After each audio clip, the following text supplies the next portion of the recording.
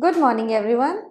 This is Dr. Anu Sharma once again bringing you Mind IAS. I hope you have learnt many things, many new things from our previous video, and in continuation with my last video, that is respiration, in which we have covered different types of respiration in both prokaryotic and eukaryotic organism. In continuation with that, today we are going to cover some more topics or some few more things related to your respiration. So in relation with that, today we will discuss the respiratory system of human beings as well as the process of respiration in human beings, that how the entire process will takes place. So let's begin with the session. So first we start with the structure of lungs. Or there are so many things which helps in the process of respiration. In the beginning of my previous lecture, I have already told you that breathing and respiration is interrelated, because in respiration, especially in human beings, we are using oxygen for respiration, and that oxygen coming from your lungs. So it's very important to understand the entire structure of lungs and accessory parts of the respiratory system as well as the mechanism of respiration. Okay, so for that I'll just draw you first a very simple diagram for you people to represent the structure of respiratory system.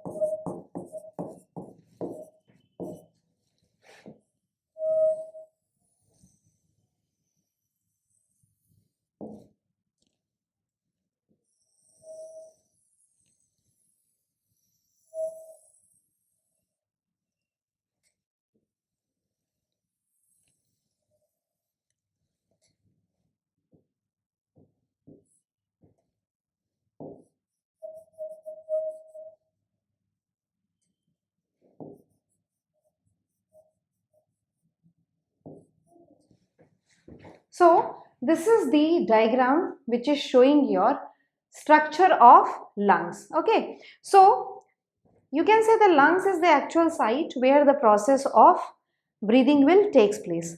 But in this entire breathing process, there are so many things which is important, or structures which is actually helping in the process of your breathing. Okay, so if this portion we assume as nostril. So the opening of the nose, the circular region of your nose is called nostril. And if you see your nose have some space inside, or you can say the canal or the channel which is present on this portion of nose is your called nasal cavity. It is called nasal cavity. Then this, from this to this, you can say it is a nasal cavity. Now this nasal cavity leads to a common place. This is a common place which is called as pharynx. This I have explained you in nutrition also. Okay, so pharynx is a common place. It's a common place for both food and air. Okay, so it is common for both food and air. Now you see that I have drawn this structure, V-shaped structure here. This structure is called epiglottis. This structure is called epiglottis. This structure is called epiglottis. This V-shaped structure is called your pharynx. This is called pharynx. Now, if you see this pharynx consists of these yellow lines. Okay, these lines are representing this pipe is representing your trachea. This pipe is representing your trachea, or in common language you can say windpipe. Okay, so inside this trachea these rings are present, and they are called rings of cartilage. They are called rings of cartilage. Okay, now this trachea will divide it into two branches. If you see the right portion of the lung, the right side of the lung is divided into three parts. Okay, and left side of the lung is divided into two parts only, as it is clearly visible in the diagram that I have drawn these three lines. One first division, second, this is the medium compartment, and this is the lower one. But here I have drawn only one line, that is the upper compartment, and the lower compartment towards the right side. So this is the structure of your lung. Now then, this trachea is divided into two branches. So this main branch is called bronchi. This main branch is called bronchi, and from this main branch it's coming out so many other small branches also. So these small branches are called bronchioles. It is called bronchioles. Okay, and these bronchioles will lead to these small circular balloon-like structures, very important in the structure of lungs. This is called alveoli. This is called alveoli. This is called alveoli. Okay, so this is the labeling and different parts of your lungs. So nostril, the opening is nostril leading to the passage called nasal cavity. This passage will lead to a common place, that is pharynx, which is common to both for food and air. Okay, now maybe a question will come in your mind. If you see human body, so in human body, just give me a moment. So in human body, say suppose this is your trachea and this is your food pipe or esophagus. So they both go side by side. So maybe a question comes in your mind or in everybody's mind, that how the food is not entering inside the trachea, because as you know that if a small amount of food will also enter into the trachea, it will be very threatening for you. Okay, so how the entry of the food prevent inside the trachea? So for that, this structure which I have drawn like a flap, it is called epiglottis. Epiglottis, it is made up of cartilage. Okay, so epiglottis actually prevents the entry of food inside your windpipe or inside your trachea, and this epiglottis is made up of cartilage. Now what is cartilage? Cartilage is a very strong structure like bone, but it is flexible. Okay, so most of the time this epiglottis is open, because all the time 24/7 we are not in the process of eating, but 24/7 we are busy in the process of breathing. Okay, so in normal condition you say this epiglottis is attached to the upper wall of your respiratory system. Then, and when the food comes, then this cover your trachea and prevent the entry of food inside your trachea. Okay, just above the trachea, this structure is called larynx, or you can also say your voice box. So this structure is called larynx, or in commonly it is called as voice box. So by the movement of air, this larynx vibrate and produce sound which we are speaking or interacting with each other. Now we come to the next part, that is trachea. So trachea is provided with rings of cartilage. Okay, so what is this rings of? As the name depicts, rings of cartilage means it is made up of cartilage. Okay, we have seen the structure of esophagus also in previous lectures. But you have seen that the esophagus is a muscular tube and nothing present inside it. Only then food can pass from the esophagus. But if you see trachea, trachea provided with rings of cartilage. So what is the function of these rings of cartilage? Why they are provided? Very important function performed by these rings of cartilage inside the trachea. Because see, without food, you can survive for 4 days or 5 days, but without breathing, you cannot survive for a minute or for a very long time. So it is not possible. So breathing is such an important process. Okay. So to prevent the collapse of trachea, what will happen? It is provided with rings of cartilage. I think all of you have seen the water pipe which we use in our garden to watering the plant. So during the time of summer, when the temperature is very high and that the pipe is made up of plastic. So what you see that it's the one surface of the pipe is stick to other surface.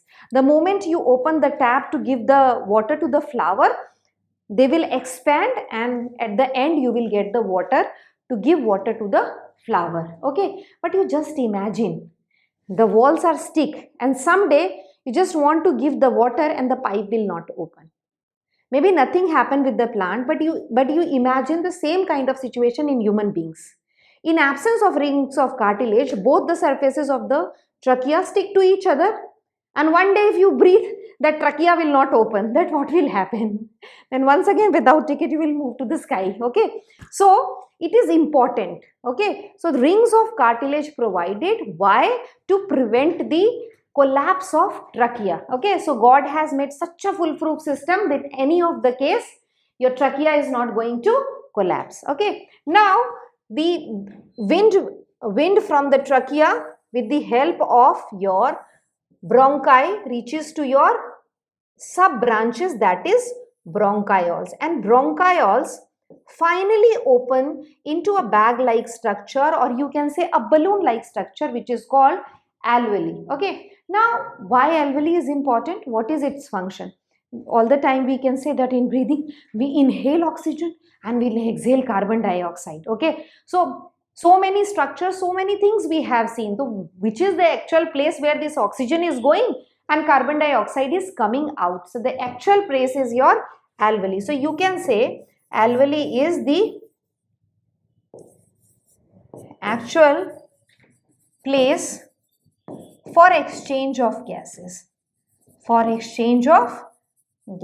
Okay, so this is very important structure because actually the exchange which we are talking about, going inside inside oxygen inside the body and moving out the carbon dioxide, it takes place inside the alveoli. That's why it is called as actual place for exchange of gases. And who is bringing the thing for the exchange? That is blood. So you can write it is richly supplied with.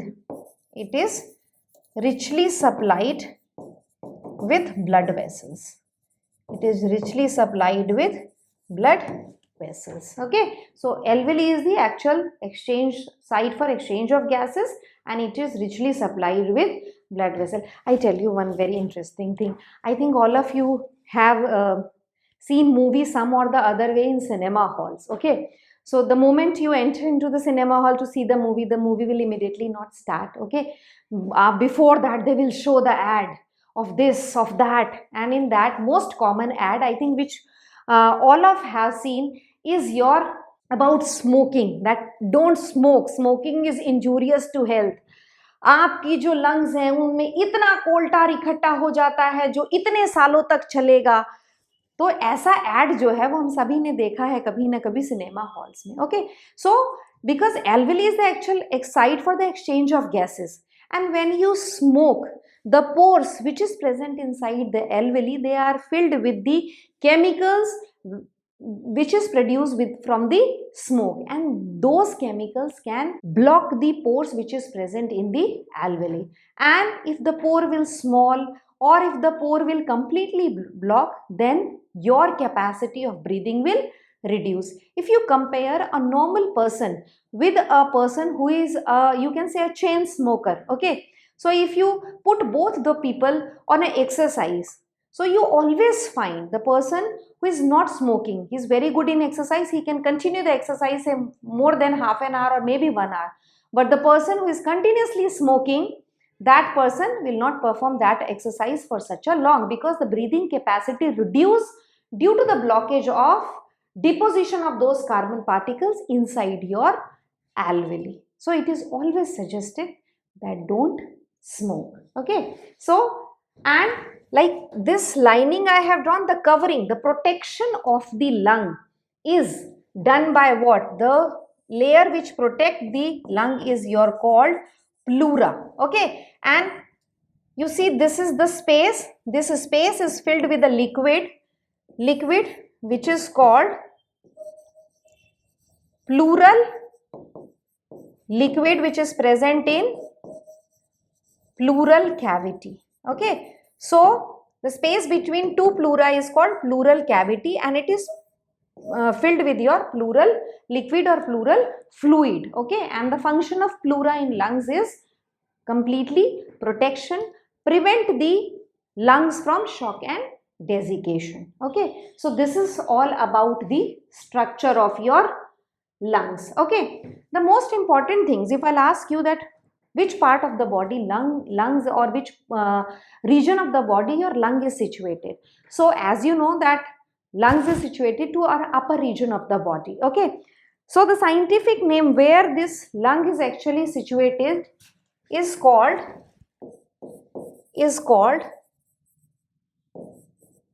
thoracic cavity. Okay. Okay, thoracic cavity or upper chest region is called, in common language people say this region as a chest region, but the technical name is the upper portion is called thoracic cavity, and it's a very important cavity because the most sophisticated organs of the body is protected inside this cavity. The first is your lungs and second is your heart, which is your lifeline. Okay. So thoracic cavity, inside the thoracic cavity lungs is present, and thoracic cavity is also very important in mechanism of breathing, because creating a vacuum inside the thoracic cavity will produce, or you can say it can help in the process of breathing. So we need to understand about the thoracic cavity also, that what are the things present in thoracic cavity and how this thoracic cavity helps in the process of breathing. Okay. So if first we talk about cavity, that how is the cavity and what are the all things through this cavity is made up of. Okay. So if you see at the center of a thoracic cavity there is a broad bone. Okay. And this bone is called sternum. This bone is called sternum. Okay. Then we have with this bone 12 pairs, you can write 12 pairs or 24 ribs are attached. 24 ribs are attached. Okay, 24 ribs are attached. So I'm just drawing this 1, 2, 3, 4, 5, 6. This is the 7th one. Then we have a 8th, then 9th, then 10th, and then again 11th and 12th. So let me give the number 1, 2, 3, 4, 5, 6, 7. Then your 8, 9, 10, 11 and 12. Okay. So these are the, I have drawn only one side of the ribs, that is total 12 in number. So 12 this side and 12 this side. So if you see the entire rib cage, this entire rib cage in front side it is made up of sternum and these 12 pair of ribs, and at the back side it is made up of, it is connected to your, at the back side it is connected to your vertebral column. It is connected to your vertebral column. So in front it is connected to sternum and at the back it is connected to vertebral column, and by this connection they form a cage like structure. So that's why it is called, we also say that lung is present inside the rib cage. Okay, so how this cage like structure is formed?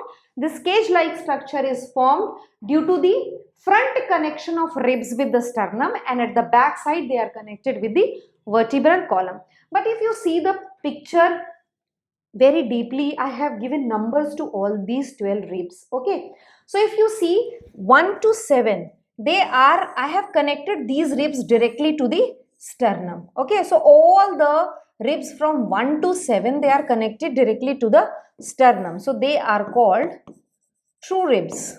They are called true ribs.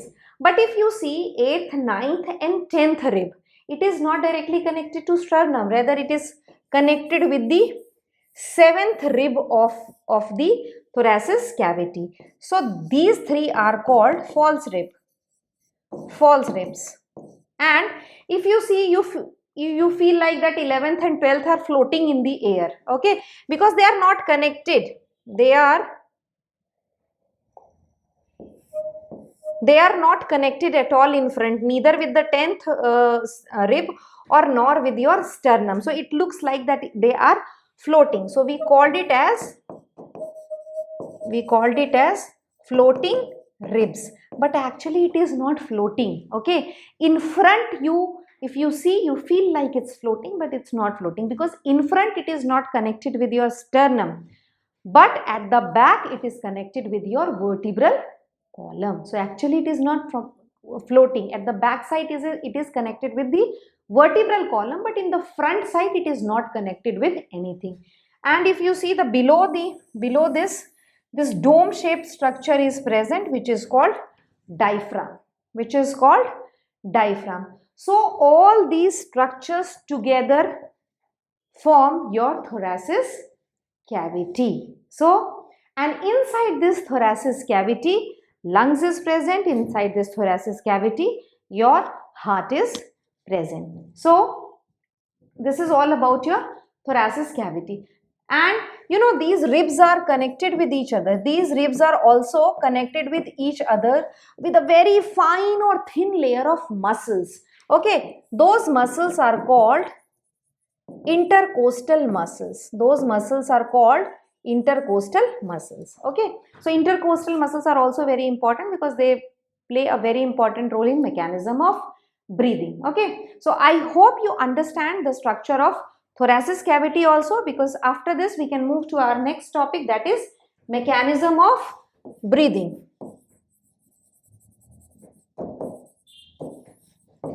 Mechanism of breathing. How we breathe. What are the changes which happen in our thoracic cavity? What are the changes which happen in our lungs? I think those who all are alive, they are breathing. Okay. Suppose if you breathe in, suppose if I am breathing in. So what is happening? This chest cavity, we are just moving up our chest cavity, and the chest cavity is expanding. Okay, so whenever you have to write about mechanism of breathing, 3 points you have to keep it in your mind, that what are the 3 things which is happening when you breathe in and when you breathe out. So 3 things you have to tell about. The first is your thoracic cavity. The second is your intercostal muscles. Third is your diaphragm.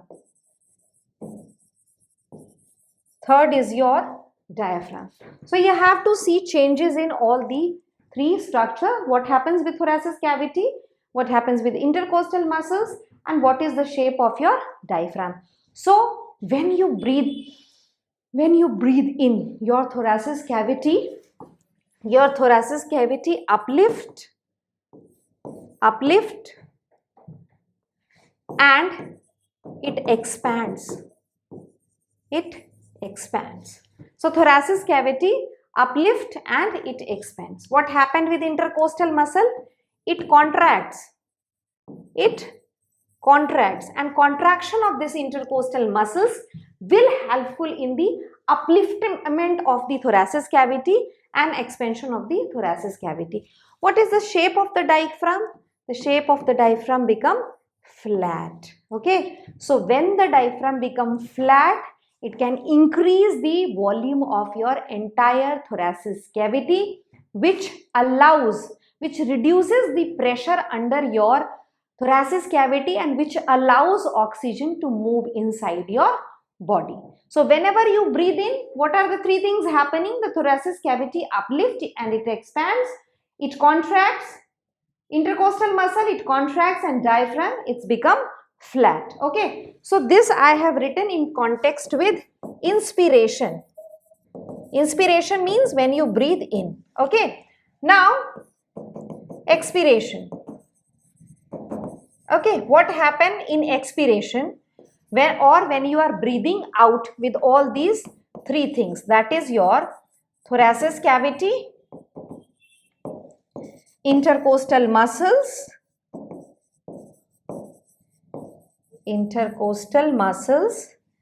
and third is your diaphragm. So just opposite of this you have to write. In expiration, what will happen? Thoracic cavity moves downwards.